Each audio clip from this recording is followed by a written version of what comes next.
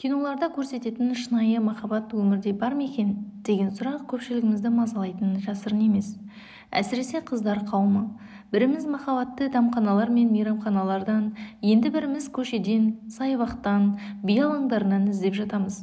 Алайда іздегеніміз алдымыздан шыға бермейді. Дегенмен кейде жай ғана үйден шығып, дүкенге бара жатқан жолда тағдырдың маңдайыңызға жазған азаматымен жолығып қалуыңыз әбден мүмкін. Осы сынды романтикалық оқиғаларды естіп, көріп те жүрген боларсыз. Я, өмірдің тосын сыйлары таусылған ба? Менің құрбым Жанар туристік агенттікке жұмыс істейтін.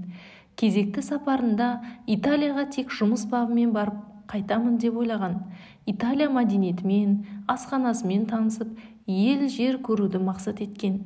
Бір жағынан бұрыннан бері жүріп жүрген жігіті екеуінің арасындағы бір шешілмес қиын түйіннен де жалыққанды. Сондықтан жырақта жүріп асықпай ойлануға мүмкіндік туды деп, біраз уақыт шетелге ойланбастан кете барды. Шетелдегі экскурсиялық бағдарламалар күні бойы жалғасқандықтан, кешке қарай шаршап, қонақ үйге әрең жетеді. Осылайша күндер өтіп жатты. Ерте тұру күнделікті саяхаттар күні бойына аяғынан тік тұрып жер-жерді аралау жағымды көңіл күйді сыйласа да шаршатып жіберетіні анық.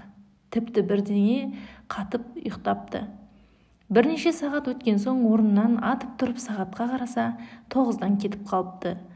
Бүгін оның еліне оралатын күні болатын.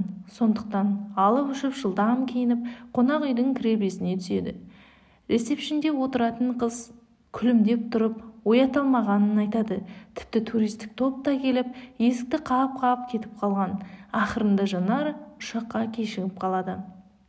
Әуежайға хабарласып жүріп, кешкі ұшаққа әрең дегенде тапсырыс беріп үлгерді-ау. Кешкісін отырып, таң ата сүйікті Алматыда боламын деп ойлаған Жанар алдындағы керемет тосын сыйды күтіп тұрғанын бейхабар еді. Билетін сатып алған соң, жақын маңдағы дәмханаға кіріп, кофеге тапсырыс берді. Көзін жұмып елінде қалған жігіті туралы ойлап, ақыры оған ешқандай сезімнің қалмағанын түсініп, байланысты үзуге бел буды. Бір мезетте ұшақтан кешігіп қалмаңыз деген ер адамның даусынан селк ете түседі. Мен онсызда қалып қойғанмын деп Жанар қарсы алдында тұрған азаматқа ақырын ғана жымиып қойды. Сымбатты азамат қасына отырып, өзінің Дархан деп таныстырады. Осылайша Жанардың әңгімесін тыңдауға кіріседі. Әңгіменің қыза түскені соншалық екеуі уақыттың қалай өткенін байқамай қалыпты. Тіркеуге аз қалғанда екінші рет ұшақтан қалып қойғаным жарамас деп Жанар орнынан атып тұрады. Дархан да Алматыда тұрады екен. Италия еліне досына қонаққа келген. Отанында өзінің жеке кәсібі де бар көрінеді. Ұшақта да екеуі қатар отырды. Арада біраз уақыт өтті. Екеуі жиі кездесіп, хабарласып жүрді. Ақырында бір-біріне бауыр басып, қалай ғашық болып қалғандарын байқамай қалады. Осылайша қыз бен жігіт болып қол ұстасып жүріп, 3 айдан соң отбасын құруға шешім қабылдайды. Бүгінде Дархан мен Жанар көпке үлгі өте бақытты отбасылардың бірі. Екеуі құрбымның сол бір кезде ұшақтан кешігіп қалып қойғанын күнін, яғни танысқан күндерін той-тойлап, жыл сайын ерекше атап өтуді дәстүрге айналдырған.